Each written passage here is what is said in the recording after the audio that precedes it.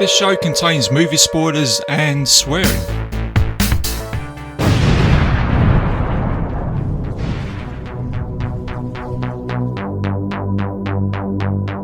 Hello and welcome back to another episode of Bitesize Cinema. I'm your host RJ McCready, and for this episode I'm going to be taking you guys back to a year in 2000 to have a look at the historical action movie which is Gladiator. And joining me for today is the international man of mystery himself, is Kung Fu Dave. Some people say that I was going to say, some people say that he can hang upside down and read a book at the same time. I don't know about that. Oh dear. That's what happened to me when I was born. I was dropped on my head a few times. Oh, right, okay. I wasn't reading the book though. Oh man, just giving away some of your mysteries there, mate. That's the only one I'm giving away today. So, shall we jump onto this then, mate? Let's get onto this this movie. We'll go back to Rome. We'll go back to the Colosseum. We shall play you guys a trailer, and we'll see you soon.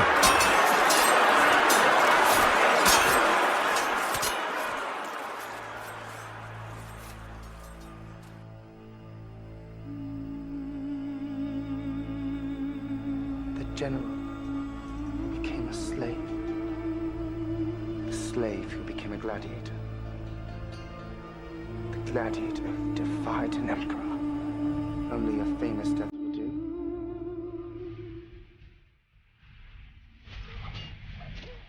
The frost.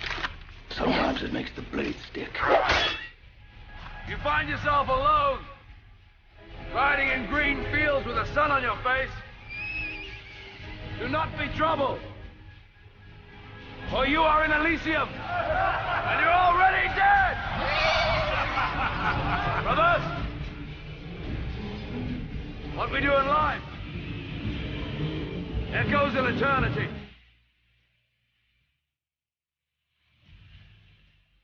I like you, Spaniard. I shall cheer for you. My name is Maximus Decimus Meridius. Loyal servant to the true Emperor, Marcus Aurelius. Father to a murdered son. Husband to a murdered wife. And I will have my vengeance. In this life or the next.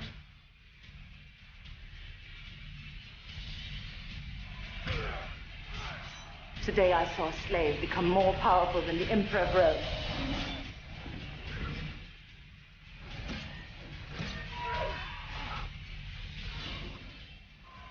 Strength and honor. Strength and honor. I knew a man who once said death smiles at us all. All a man can do is smile back. Smile for me now.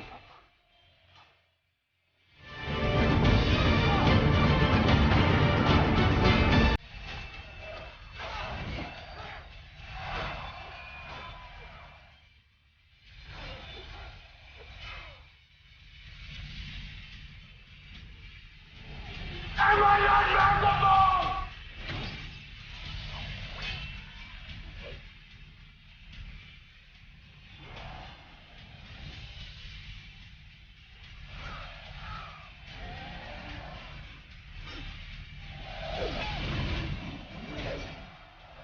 Are you not entertained? Are you not entertained?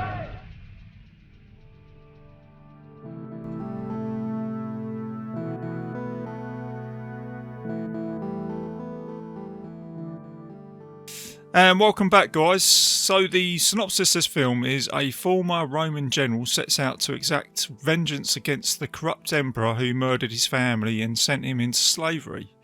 It's an action-adventure drama. It's got a whopping 8.5 on IMDb. Whoa. It's, yeah, big time, yeah. It's got a 155-minute runtime, which doesn't really feel like that when I watch this movie. And it was directed by Ridley Scott. So, Dave, Gladiator. Once again, mate, we're talking about a historical movie. Seems to be a trend. It seems to be my bag, doesn't it? That I don't know why. Yeah, because a sort of obsession with swords and bows and arrows. Yeah, and wizards. Yeah, a wizard on my arm, my tattooed arm. If anyone that doesn't know, I've got a wizard on my arm, which is Yeah, you got all sorts, haven't you? yeah, I've got an all sort of big fantasy epic tale on my arm, haven't I, RJ?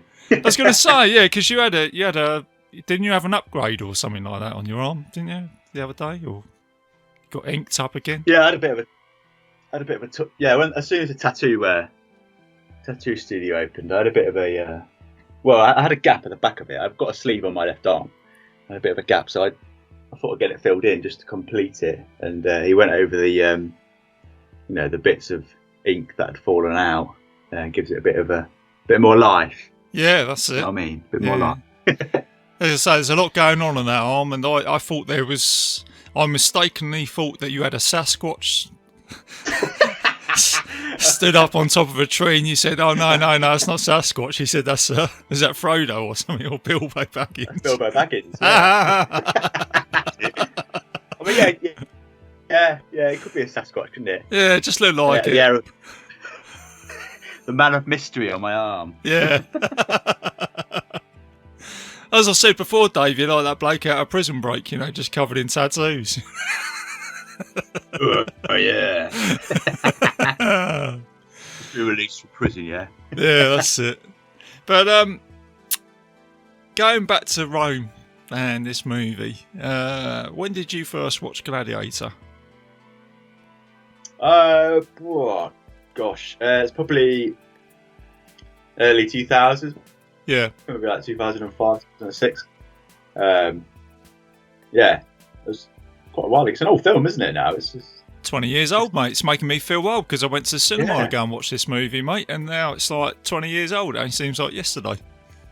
I remember my mum and dad went to watch it at the cinema actually when it came out, and it's funny. I was talking to her about it yesterday. I said I'm going to come on the show and talk to you about Gladiator. She's like, "Oh yeah, I love that. I love that film. Yeah. I need to watch that again. It's been ages since I watched it." And I said, "God, it's old, isn't it? It's an old film, but I mean, it holds up. I think it holds up for today, doesn't it?" Yeah, Today's audience. I think it does. I think because it's actually a historical drama, action movie, all that sort of stuff. I think that it will forever hold its self in time as time moves on because it's depicting something from the past. It's a little bit like Braveheart, isn't it? It's the same sort of thing because you're going back in time. And I think talking about Braveheart, I think Braveheart kind of set the trend again because when that came out, I'd never quite seen anything like it before, like with all the battles, and it all seemed very real. And then they brought out Gladiator a few years later, and it's just amazing. All the fights, and you've got a lot going on in this film. Yeah, really filled up with with blood and gore and violence and some romantic touches as well, isn't it? But it's quite a sad story, isn't it? I'm sure we'll get into that later on. But it's a bit, it's a proper swords and sandals, and it's got a bit of a sad twist to it, hasn't it? Yeah, that's right. Yeah, towards the end. But yeah, I mean, like I say, let's talk about who actually put this film together. I mean, it was actually, I never realised this, it was actually based on a book that came out in 1958. And the book was called Those Are About to Die, which was based on the Gladiators, obviously, and it was written by Daniel P. Manu or something like that. I think that's how you pronounce the name. Daniel P. Mannix. Manu. Well, it says Daniel Pratt Manu was an American author. Right. Journalist, yeah. Daniel Pratt Manu IV. Must have been a few of them. Oh, okay. Got IV at the end of his name. Okay, right. However you want to pronounce that. M-A-N-N-I-X. Okay, so Daniel P. M-A-N-N-I-X. That's how I pronounce it. Can't go wrong with that. I'll spell it out. And then, of course, you've got it's kind of based on true facts because obviously you did have the Romans and you had Marcus Aurelius and you did have Commodus.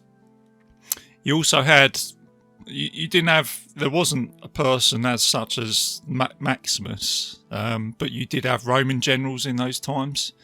And I think Marcus Aurelius did have a trusty Roman general by his side during the battles.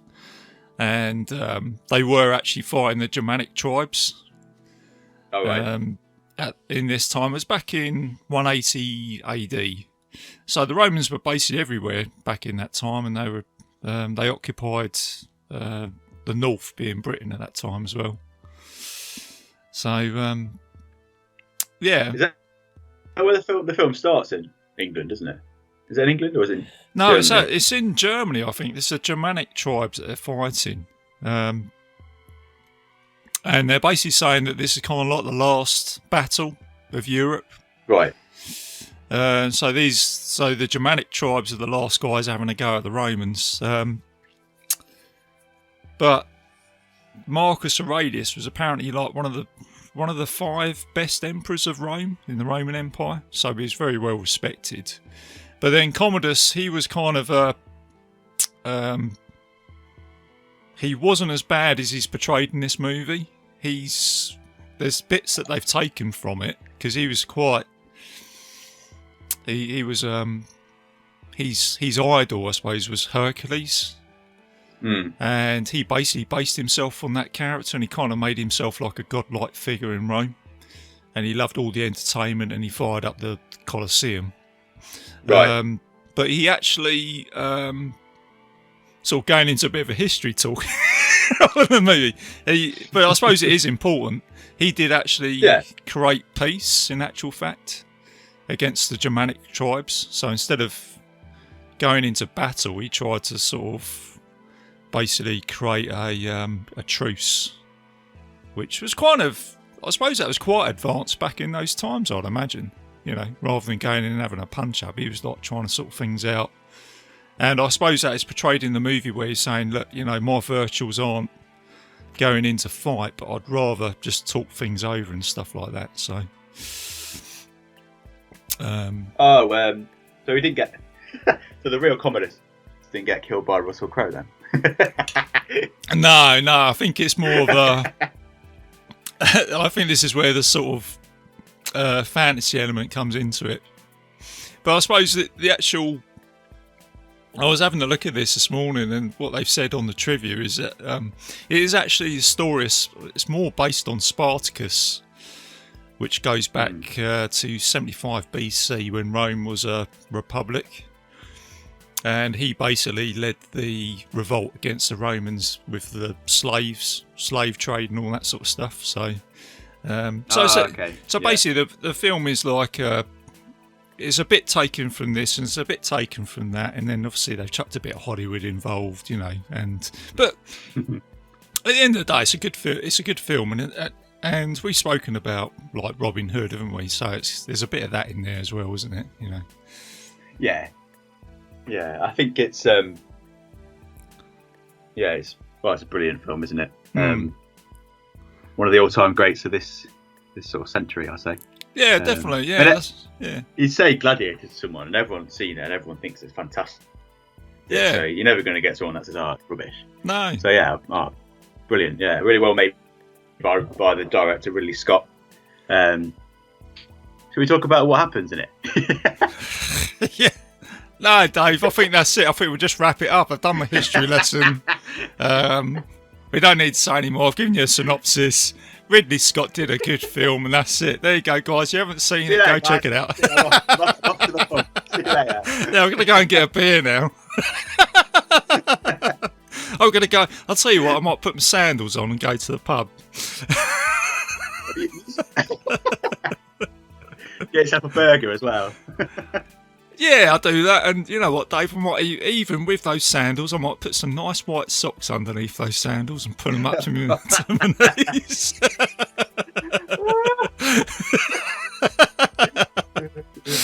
Oh, yeah, let's talk about this film then, mate. So, oh, dear.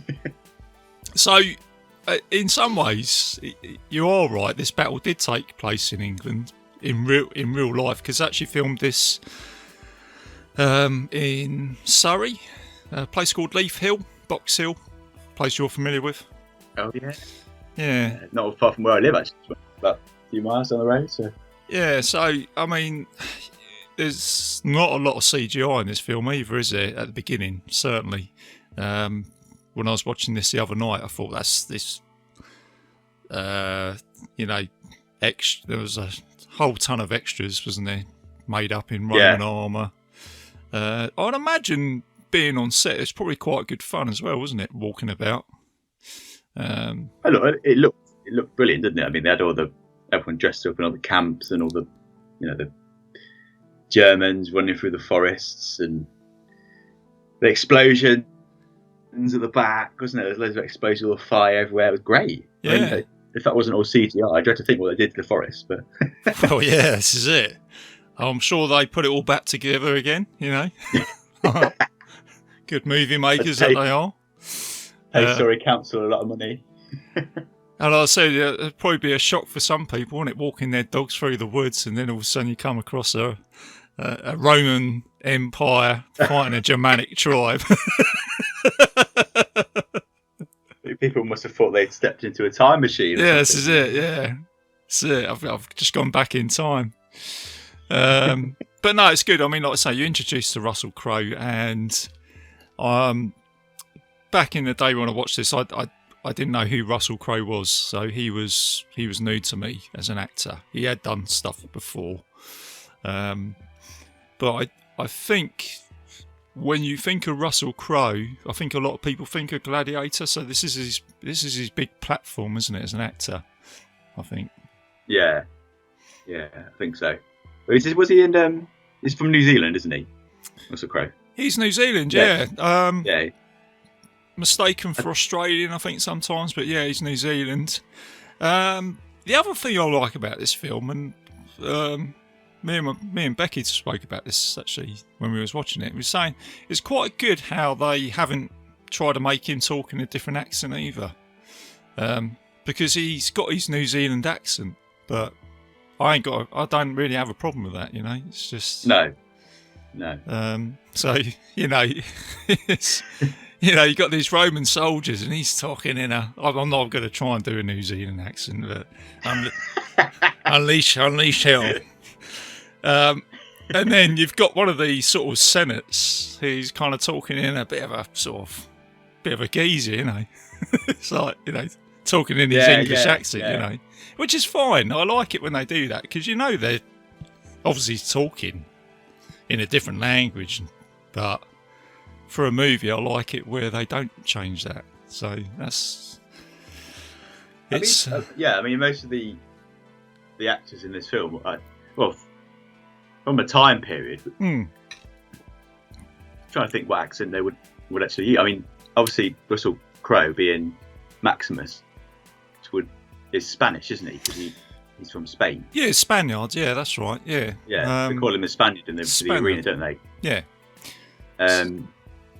So obviously you'd think he'd be Spanish, wouldn't you? Yeah, that's right. Yeah, I'd imagine so. Yeah, that's it. I'm not sure about the others. I mean, Rome, Italy. Italians, Italian. Yeah, that's it. Yeah, so they would have been. And then, like I say, you've got the Germanic tribes, haven't you? So, so that's they're having a punch up with Germany, aren't they, basically, the Italians? Yeah. But I suppose, looking from their perspective, Rome was quite an advanced empire, wasn't it? And I think what they were trying to do was trying to sort of push that out to try and make the rest of Europe advanced. So I've tried to look at this from their perspective is, did they see the rest of Europe as a sort of barbaric type of place, possibly? Was that their way of looking at it? I don't know. Yeah, I mean, well, they conquered a lot of Europe, didn't they? They conquered, parts of the UK and Germany, Spain.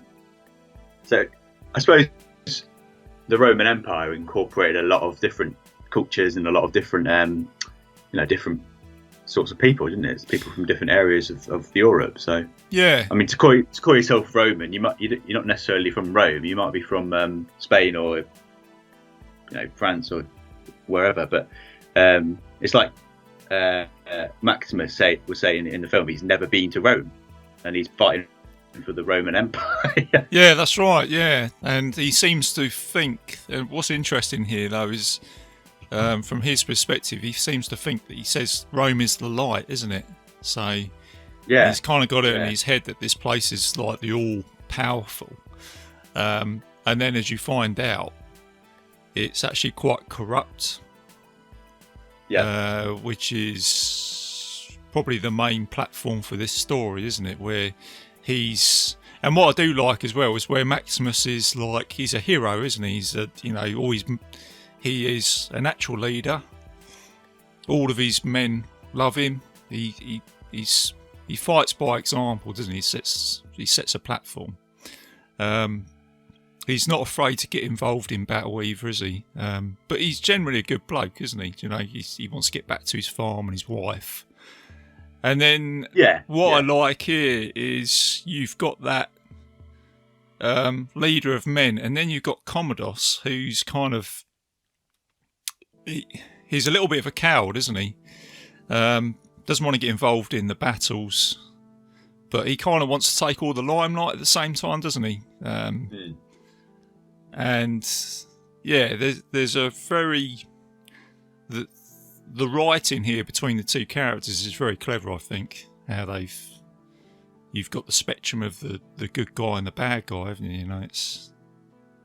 Yeah, I think is it Joaquin Phoenix? Joaquin, that's it. Yeah, I know. It's another one of those. Yeah. But he plays that character really well, doesn't he? It's incredible. Yeah, he's a great actor. He's probably one of the... It's a bit controversial. It's probably one of the best actors I've seen on screen. I mean, he was in Joker, wasn't he? Have you ever seen Joker? Yeah, I have. Yeah. Again, I was talking about this. Nice. Yeah. He's definitely... Yeah, he's definitely set up for that type of role, isn't he? He's a great actor. He can play the villain very well. Like he does in this movie. And then I think the thing that really sets it up is that because he can't get his own way, and he knows that Maximus is possibly the better man to lead, then he kills his father, doesn't he? And that kind of sets it up for where this film is going, isn't it? For what Commodus is prepared to do, Yeah, because it's Marcus Aurelius says to him, Commodus says he doesn't want him to be emperor, doesn't he? And then but he wants Maximus to sort of, lead in a more political, how to put it, in a fairer way, doesn't he? He wants a republic, doesn't he? He said he wanted to give Rome back to the people and have it as a republic. Yeah, that's right. I mean, that's quite interesting itself, isn't it? Because they are an ancient civilization, but they've got the main blueprints what we have today, isn't it? Like they've recognised that we need to have a democratic state, isn't it? So we need the people to decide who they want to lead. And I think that's kind of what Marcus Aurelius was trying to get back to, isn't it?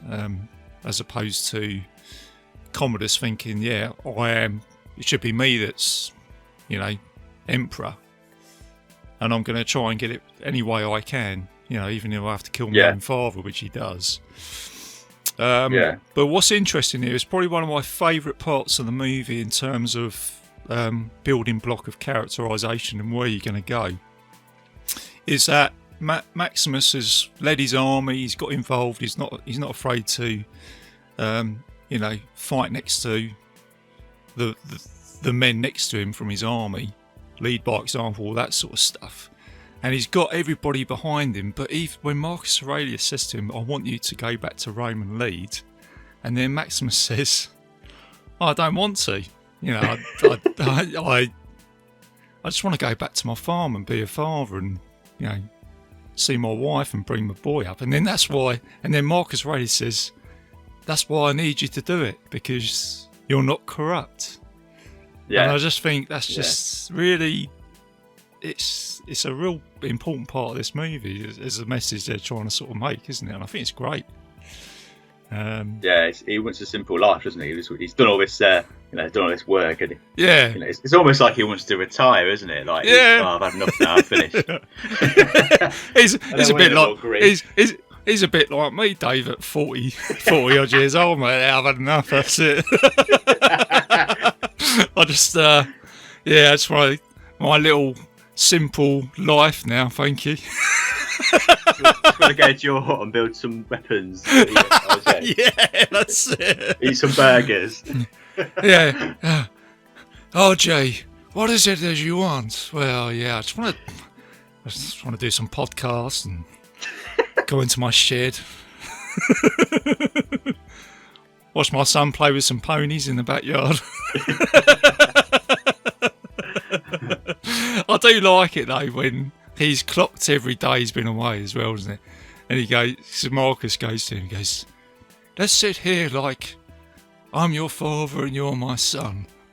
When did you last go home? And he goes, was it 2 years, 264 days and this morning? Yeah, that was it, wasn't it? Yeah. Brilliant. He's got a calendar, hasn't he? He's doing better than me. I don't even know what day of the week is. I've got all this technology. Oh dear. Yeah, no, there's some good bits like that in it. So obviously Marcus Aurelius gets murdered, and now you've got Maximus, who's now been ordered for execution, hasn't he, by Commodus? And you've got it's almost like Maximus now knows that he's on this journey, isn't it, to obviously try and get home, save his wife. You get a cool scene here now, which I like it, where he's going to get executed, isn't he? But then was it Praetorian? His sword gets like stuck in the ice, doesn't it? Or because of the cold. Oh yeah, because they were going to kill him, weren't they? They were going to stab him. And then he sort of does his get out of jail kind of move, doesn't he? Like he kicks back and then takes a sword off him and then kills one, and then the other guy's trying to get a sword out and it's frozen in the scabbard, isn't it? Yeah, that's it. Yeah, he says that the sword sticks in the cold weather, isn't it? Like that, and then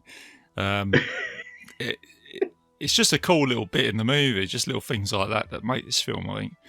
And then he shouts out, doesn't he? Because he's up for it, and he's like, Praetorian, come on, let's have it. And the guy rides over, doesn't he? And he sort of takes him out with the sword.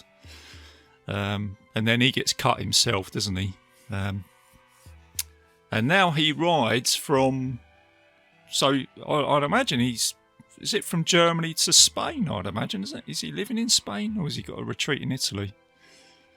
I think he goes to... I think his home's in Spain, isn't it? Yeah. Because I had to Google this last night. I think I've got it up. He goes... Yeah, he obviously rides from Germany to Spain. Yeah. What the place was called. But I mean, I was under the impression that, excuse my knowledge of history, but I thought they were fighting in the UK on that beginning scene. I thought, God, how's he got from the UK to Spain? There's no filming of him riding over the English Channel, is there? But no, yeah, his home is in Trujillo, right? And that's in today's province of God, how can I pronounce this? Cáceres. I can't say that, but yeah, it's a place called Trujillo in Spain. It is in Spain, right? Okay. That idyllic sort of scene you've got in the film where it's yeah, it's got those kind of beautiful trees and the wheat fields, isn't it? Yeah, no, that's beautiful. Yeah. I mean, looking at that, I mean, I go holiday in Spain quite a bit, and that setting, you can still see that today. You know, the sort of the fields and the way the houses are built with like terracotta tiles and all that sort of stuff. So yeah, so he gets back, doesn't he? And unfortunately, again, you've got another building block here where his family get killed. So now Maximus is now on this journey, and I think he's accepted his fate now, hasn't he, as well? Because he knows that this is a one-way journey for him now. He's a dead man, and I think he wants to go into the afterlife as well, doesn't he? Because he just wants to get to his family. Yeah, he's like, they've been killed, and it's not very nice, is it? The Romans obviously come and kill his wife, and they hang him from the house, don't they? Yeah, because I was thinking, I mean, his right-hand man, was it Lucius? Yeah. I never really understand this, but I spoke to Becky about this last night. I suppose for Lucius, it was kind of like self-preservation, I guess. Because when he gets the order to kill Maximus, he's with it, isn't he? But, you know, not long ago, they were fighting together on the battlefield, weren't they? And he was like the next best thing, and now he's killing him. But I suppose it's just the way that they had their system, you know. And then, obviously, Commodus's men were from Rome, weren't they? So I don't think they really cared that much about Maximus, did they? They were like a different... from a different regiment, weren't they? I guess. Yeah, probably didn't really know each other, did they? No, because he called them like the Praetorians and all that, wasn't it? And they had like different armour and shields. So anyway, so his family's been killed, and now he's gone on to this journey where he's been picked up by, is it like a sort of slave convoy or something, isn't it? And they've been... Yeah, did he collapse or something? And then someone finds him? Yeah, because he's obviously got that wound on his arm, hasn't he? That's obviously made him he's got that wound on his arm, and I think he's got like an infection, and he's just left there for dead. And then then you meet the Jermaine Houston character here, don't you? Who I think is another great character in this movie. He's very spiritual, isn't he? He's almost like he's almost sort of angelic in a way, isn't it? Because he kind of knows that Maximus has got some hurt about him, and he actually says to him, doesn't he? He goes, "You're gonna die. I think I know you're gonna die, but you're not gonna die yet because you've got something you've got to do before you go." Yeah. There's that part of this movie as well, which is great. So because you're kind of seeing him sort of, it's almost like he's about to go into the afterlife, but he doesn't go, does he? And you've got that scene of his hands going through the hay, which is kind of cool. And it's almost like, again, like the Greek mythology, isn't it? It's like Maximus has now become like a demigod. It's almost like the gods are giving him some power, isn't it? Which you find out later on. So Maximus goes to the city of Zakpar, which looks like it's in North Africa, I think, possibly. And then he meets... it's sort of sandy, isn't it? It doesn't really tell you where it is. I don't know. I'm figuring that's somewhere like Morocco or Tunisia or something like that. But then he meets Proximo, who is Oliver Reed. And he's a great addition to this movie as well as an actor. He's brilliant, isn't he? Yeah. Really good. Because what I've noticed here is obviously, I forgot to mention Marcus Aurelius is played by Richard Harris. And Richard Harris, Oliver Reed, and Richard Burton were kind of like they were friends, and they were like drinking buddies. All right, okay. Want to say alcoholics, borderline alcoholics.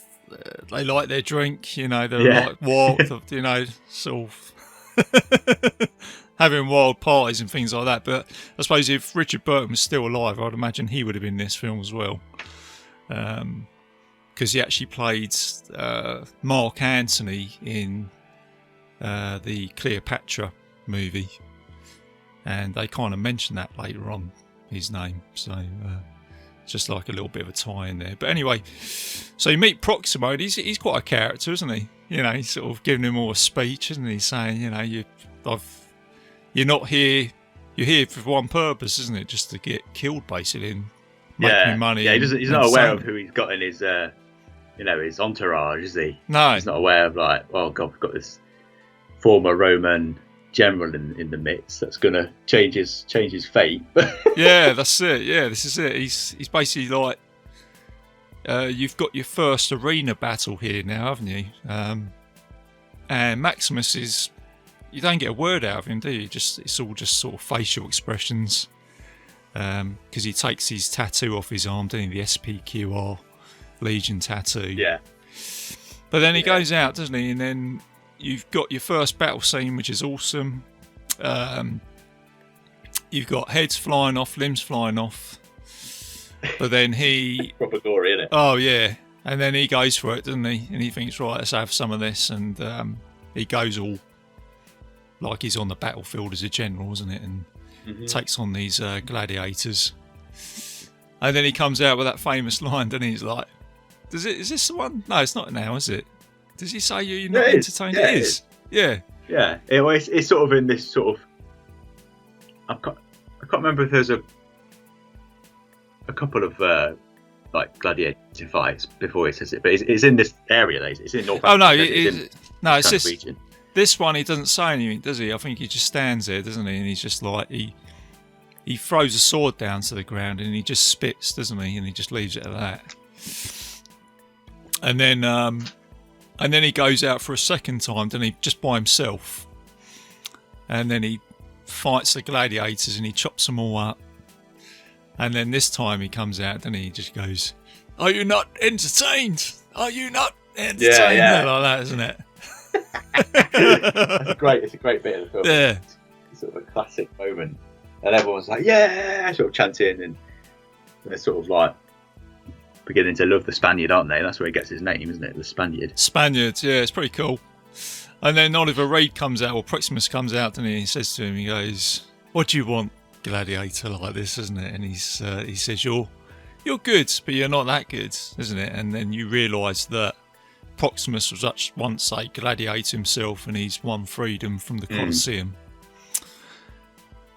And then it goes over to Commodus now, doesn't it? Where he goes into Rome, and you've now got the start of his campaign, and then the original senates, which are trying to get Rome back into the Republic. And Commodus is basically bored of what they're talking about, isn't he? And he says, "I know what I'm going to do. I'm going to bring the Colosseum back to Rome." Yeah. And it's kind of like his way of saying, "Well, I know how to get people to like me. I'm going to start bringing in the entertainment, the gladiators." And I think the senates now realise that he's. They come out and say they talk between each other, don't they? I think these two characters, and they say, "Well, I think I know what he wants. You know, he knows what Rome wants. It's all about the mob, isn't it? Yeah. And, you know, getting liked and stuff like that." It's entertainment, isn't it? It's sort of like us going to watch a football game or a rugby match. Yeah. So it's like the Prime Minister saying, "Oh, we're getting rid of football," and then going, "Oh, we're going to bring it back now," and everyone's like, "Yeah, brilliant. Yeah, that's something for people to go and watch, isn't it?" Yeah, that's right. Yeah. I suppose that's why people started to like Commodus, because it brought it back to Rome, and everyone's excited for the big event, and so it's a sport essentially at the end of the day, isn't it? Being a gladiator. Yeah, a gruesome one at that. Like I say, it's. But it's good. At the same time, it's crazy to think this actually happened as well, wasn't it? In these times, to think you had crowds of people watching, gladiators tear each other up in an arena. It's just, yeah. I know, it's bonkers, isn't it? Bonkers. Imagine going down there today. No way. No, we had this conversation the other day, didn't we? It just wouldn't, would it? It's just like, my God. Oh my God almighty. Imagine the uproar. Jesus. Big health and safety issue. Yeah, but I suppose in a fantasy type of way, the way that would probably be today would be like Arnold Schwarzenegger's The Running Man, wouldn't it? Like a sort of game a boxing show. match, or Yeah, something like that. So Proximo, he finds out that there's this 180-day tournament, and he now has a suitable candidate for that being Maximus, isn't it? And he says to him, if you want to win your freedom, win the crowds, and we'll go to Rome, and you'll make me a load of money, and you'll win your freedom. So they've sort of struck up this deal, haven't they? And then Maximus at the same time is thinking, well, this is my way to infiltrate Rome as well, because he's thinking that this is my way of getting close to Commodus as well, isn't it? So off they go to Rome, and it's quite a spectacular place. And I imagine Rome would have been quite an amazing, city back in that time. It does look great on the film, doesn't it? When you look at it, you think, wow, God. Yeah. We've been to Rome. Yeah, I've been to okay. I've been to Rome, and having visited, and I've been to the Colosseum. Now, when I watch this film, I think, it's not like it probably was like that. It was like that. I think it's amazing how they put all that together back in those times. But so he turns up, and he makes an allegiance, doesn't he, with his with the Jermaine Houston character. They're kind of like his it's like his main sidekick, isn't it? And you get one of the main battles now, which is probably one of my favourite battles in the movie, which is the reenactment of the Battle of Carthage, isn't it, between the Romans and the barbarians. And it doesn't go to plan, does it? No, but it's kind of like, it's where Maximus now has he says, doesn't he? He says to the guys, he goes, any of you guys serve in the army? Yes. He goes, we're going to get through this. We need to stick together. Brilliant. And you get the chariots come out, don't you? Kind of military battle plan together, doesn't it? Yeah, that's it. And they kind of like, his tactic is to sort of form together as a rock, isn't it? And then they come round, and one of the chariots falls over. Maximus gets onto a horse, and he starts riding around and gets a spear and starts chucking it into the. And then one of the chariots flies into the crowd as well, doesn't it? It almost like blows up, doesn't it, on impact? Yeah, it does. Yeah, it's like hits into the side, doesn't it, and kills all the riders on it. But yeah, and then you've got Commodus, something he's sort of going. He says to one of his, was it like one of the senates or something like that? He says, "Oh, just remind me, but wasn't the Battle of Carthage? Weren't the Romans supposed to beat the barbarians or something like that? Wasn't it?" And then they get proper wiped out. Commodus says he wants to go and meet this gladiator, doesn't he? And then obviously Maximus is sort of stood there, and Commodus says, what's your name? And he just goes, I'm Gladiator. And then he just walks away from him, doesn't he? He goes, you just walked away from me, how dare you? And then he says, reveal yourself. And now you've probably got that quote of the movie, which everybody quotes off now, doesn't it? He says, he takes his helmet off and he goes, I'm Maximus, is it, Aurelius? And he says, is it, husband to a murdered wife? Born of a... Yeah, that's it. Father to a murdered son. General of the Legion of the... Yeah, that's it. Something. And he goes, and I will have... It's a cool... I will have my vengeance in this life or the next, isn't it? It's like, and then basically Commodus just shit his pants now, isn't he? He's like, whoa. Yeah, how's this happened? What? Yeah. But at the same time, so Commodus is in an awkward situation now, isn't he? Because even though he's the emperor and he's powerful and all this sort of stuff, it's Maximus that is actually in charge now, is it? Because he's actually drawn the crowd, isn't he? And everybody loves him. So I'd imagine that if Commodus put his thumb down and had him killed, he just would have been disliked, wouldn't he? Because the crowd would probably be thinking, hang on a second, this guy's entertained the hell out of us and you've just ordered to have him killed. And I suppose Commodus now... Yeah, he would. Maximus is actually attacking him with frustration, isn't he? That's how he's getting him. He's actually tearing him apart. It's very clever. Yeah, he doesn't. He's not allowing him to do what he wants to do, is he? No. Yeah. It's very clever in a way, because he can't just go and like kill him because it's all the position he's in. But yeah, I suppose that's the start of the build up to the end of the film, isn't it? Really, because obviously Maximus has got his plan of, to try and get his vengeance or whatever.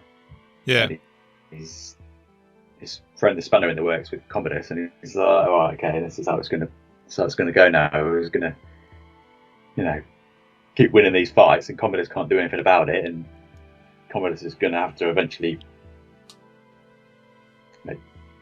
try and get him killed in a way, which like he does at the end."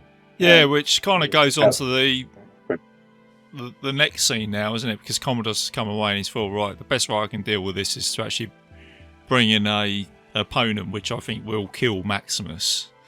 And he brings in like the number one gladiator, isn't it? This like larger than life, almost sort of demigod sort of character, isn't it? Which is like the next fight, isn't it? Can't remember the name of this character now. But he's got the face shield on, hasn't he? And he's surrounded by tigers.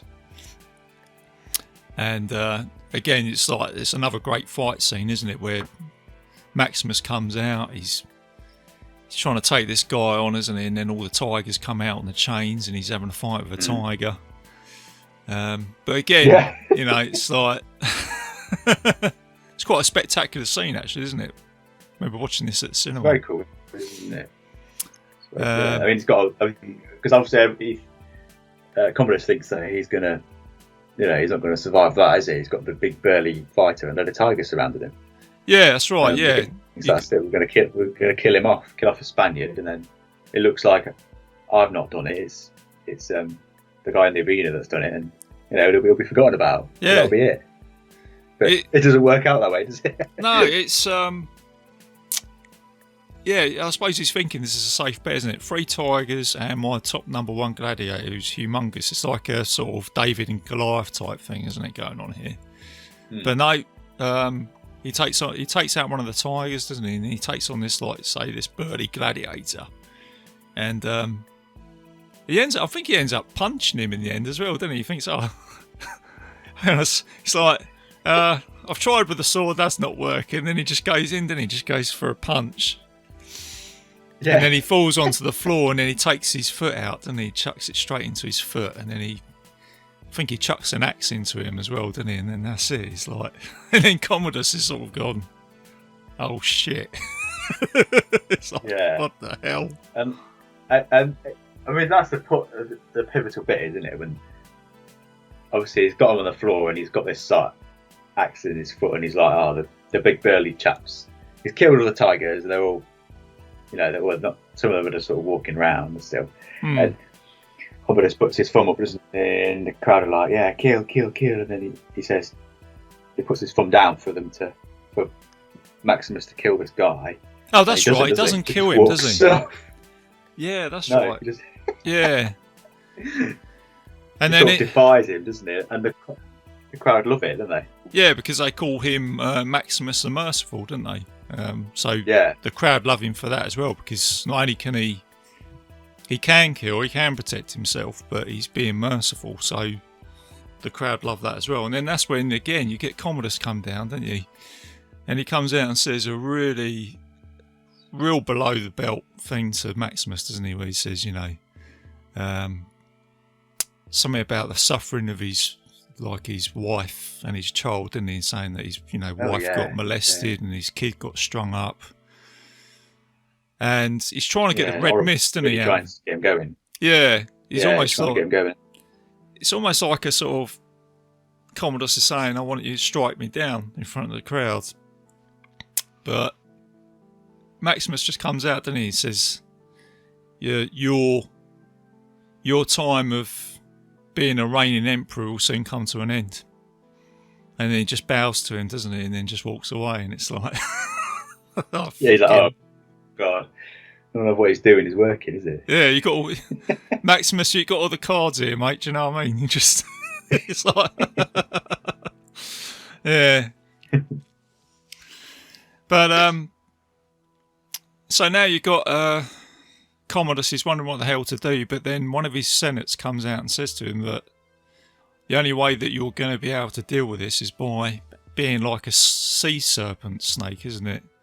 So you just lay low, let your enemies do what they got to do, and eventually your enemies will slip up, won't they, and reveal what's going on, which is what happens, isn't it? Because I haven't mentioned her yet. Is it Lucilla, his sister? And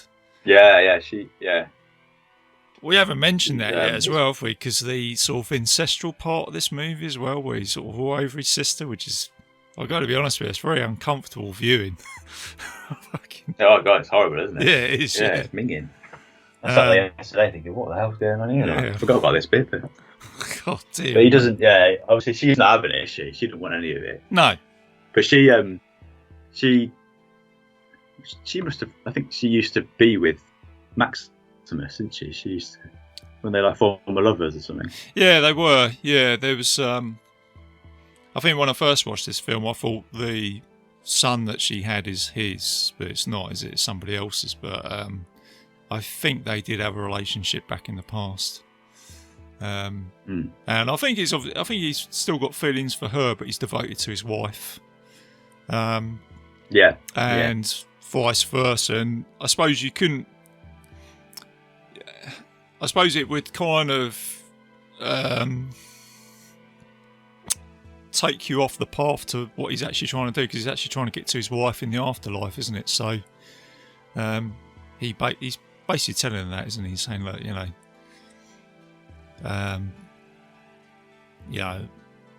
he can't really form a relationship with her, can he? Because he's on this quest, isn't he?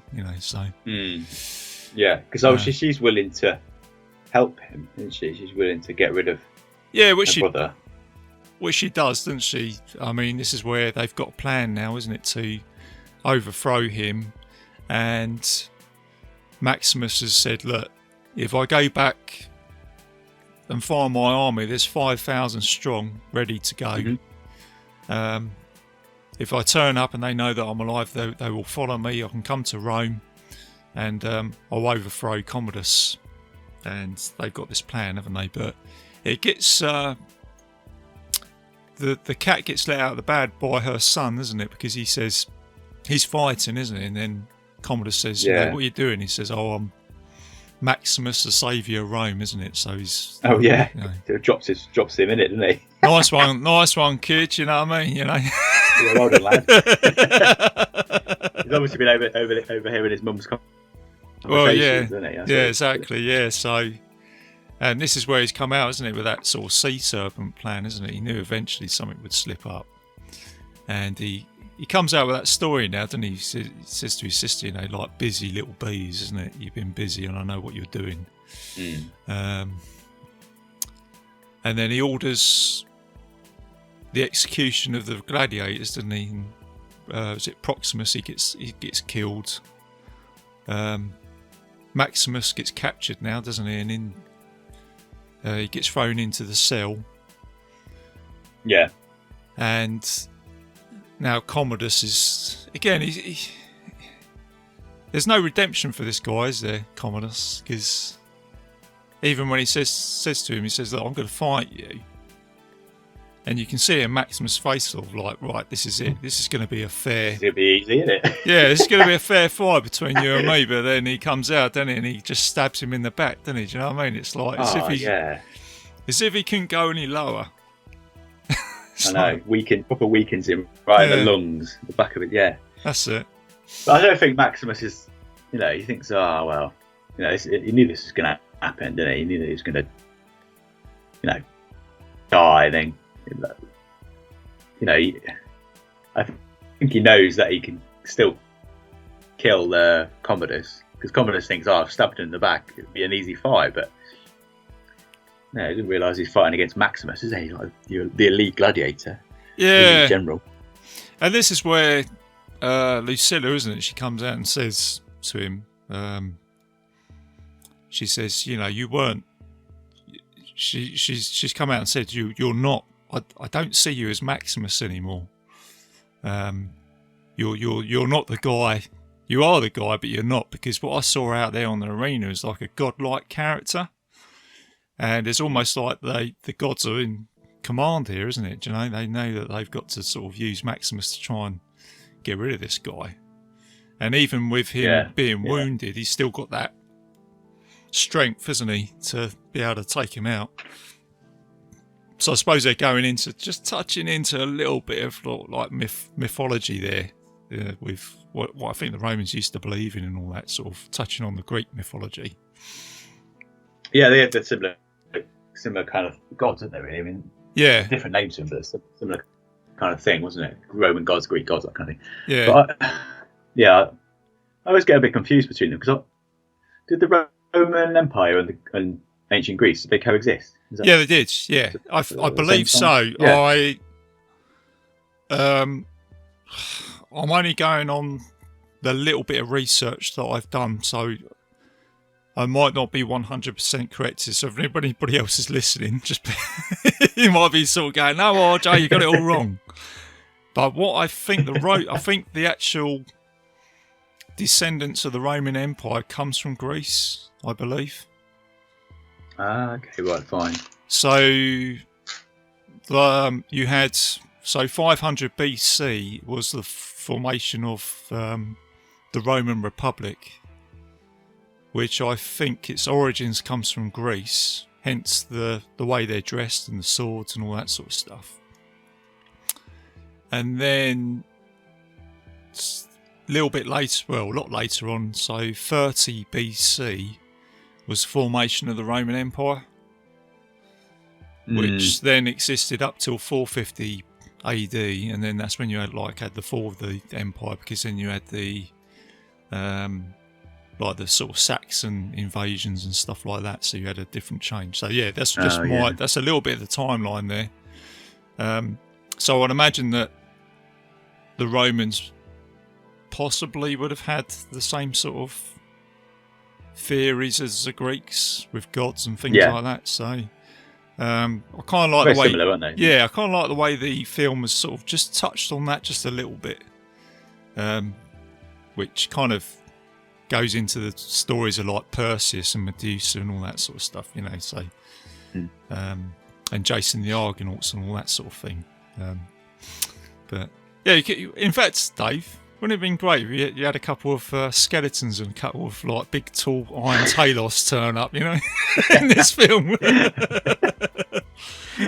Well, right at the end of the big battle. Yeah, no, we could have done with Maximus flying off on Pegasus, flying horse. Going into a whole different movie there. But yeah, no. I don't want to say unfortunately not, but no, it didn't happen. So now you get the final fight, and basically Maximus kicks his arse even though he's been wounded, and he basically he chucks a knife into Commodus's neck, doesn't he, and kills him. Yeah, he stabs him in the neck, doesn't he, and then he's like, yeah, that's it, and then he kind of like falls over, and then sort of stumbling around, isn't he? And then I can't remember if he Maximus says anything. But no, it doesn't say.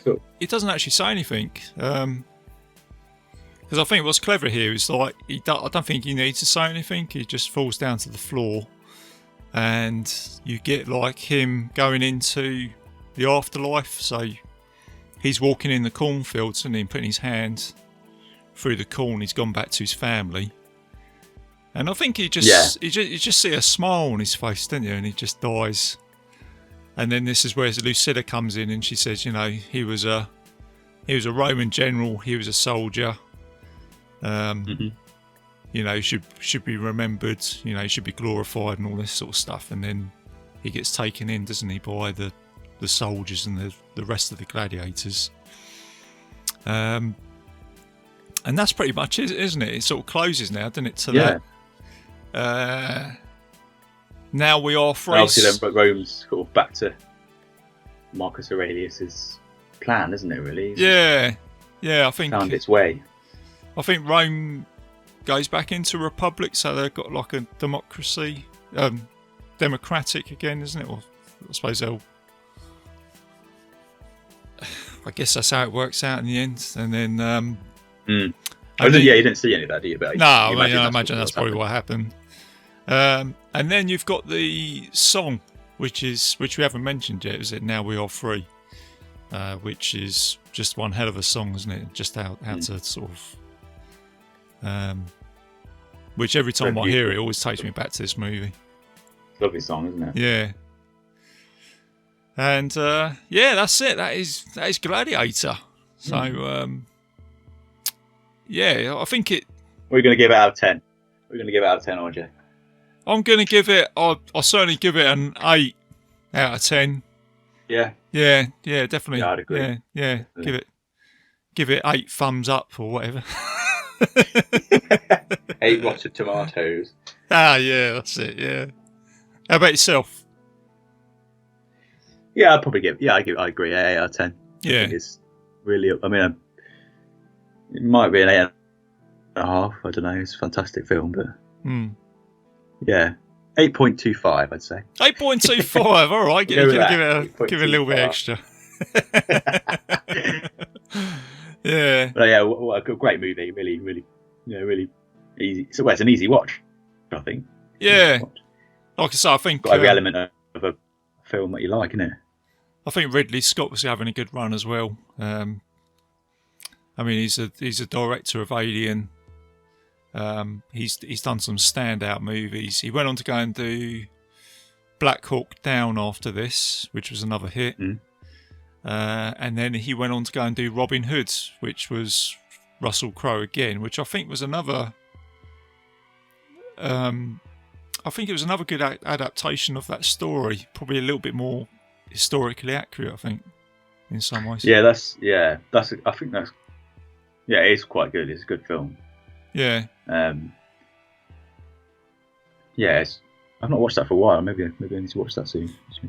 I don't think it's not quite as good as Gladiator for Crowe. No, it's not a bad movie, but I do know that Russell Crowe said that this is his favourite film and his favourite character out of all the stuff that he's done. So. What, Gladiator? Or? Yeah, Gladiator. Yeah, and I can see that. Have you seen Russell Crowe now? He's really sort of gained a few pounds, hasn't he? Yeah, I don't think he's in his gladiator shape anymore, but mind you, it was 20 years ago, wasn't it? So, yeah. I think if he did Gladiator 2, he might just have to breathe in a little bit. You know. He's a little bit grouchy as well in some places as well, isn't he, as an actor? You know, he's just get a little bit... Yeah, I think he's getting on a bit, and I think now Russell let himself go a bit. But no, kudos to him for this film. They're great. Kudos to him. He's done a great job. So yeah, it's one that I will keep on revisiting, and I think it kind of. I think, as I said, Braveheart sort of kicked it off. Gladiator then came out and was like a great addition to that, and then after this you ended up getting the 300 with Gerald Butler. That was cool, wasn't it? And then you also had Troy with Eric Bana.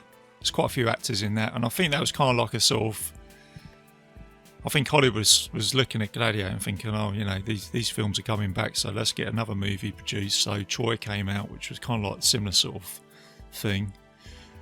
So we started getting these movies, and there's also Ridley Scott's Kingdom of Heaven, which we mentioned the other day. We was talking about that one. Oh yeah, with Orlando Bloom. So there's another good historic drama film. So yeah, so there you go. So yeah, thanks Dave, thanks for coming on board today, mate, for this one. That's all right. No, it's always a pleasure, mate. So what we're going to talk about me, next? Is there another movie you'd like to have a look at? I don't know. We had a list, didn't we? I can't. I was thinking about. Do you like Pirates of the Caribbean? Yeah, I do. Yeah. I was wondering I've not seen those films in ages. Quite a few of them to review. I was thinking maybe have a look at the first one. Was it the Curse of the Black Pearl or something like that? Black Pearl. Yeah. Yeah, okay, that's it. I thought maybe we'd have a chat about Captain Jack Sparrow and all his weirdness. Crazy cool. Yeah, especially where he's wasn't he inspired by one of the Rolling Stones? Wasn't it the lead guitarist as a character? Is it Mick Jagger? Not Mick Jagger.